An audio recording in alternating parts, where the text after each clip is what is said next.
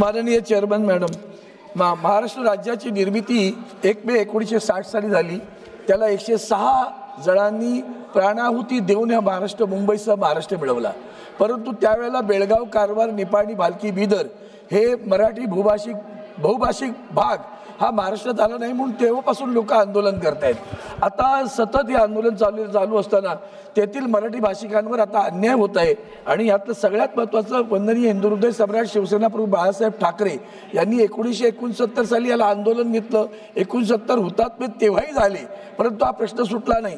आदरणीय अटल बिहारी वाजपेयींनी एक पुढाकार घेऊन दोन्ही राज्याच्या मुख्यमंत्र्यांना बोलावलं, पण कर्नाटकचे मुख्यमंत्री आले नाहीत। 2004 साली सुप्रीम कोर्टात केस गेली, पण तिथेही अजून न्याय मिळत नाही। आता काय होतंय, आता बेळगावमध्ये मराठी भाषिक कोणी असेल किंवा मराठी भाषेसाठी कोणी प्रयत्न करत असेल, आंदोलन करत असेल, त्याला तडीपार केलं जातं। आणि म्हणून आता शुभम शेळके नावाच्या एका कार्यकर्त्या जो विधानसभेची निवडणूक लढवला त्याला तडीपार केलं जाते। आणि म्हणून मी आपल्या माध्यमातून मागणी करतो की या बेळगाव, कारवार, निपाणी, भालकी, बिदर हा जो भूभाग आहे त्याच्यावर राष्ट्रपती राजवट लावावी आणि तेथूनच्या मराठी भाषिकांना सन्मानाने जगता यावं, यासाठी सरकारनं पुढाकार घ्यावा ही विनंती। धन्यवाद।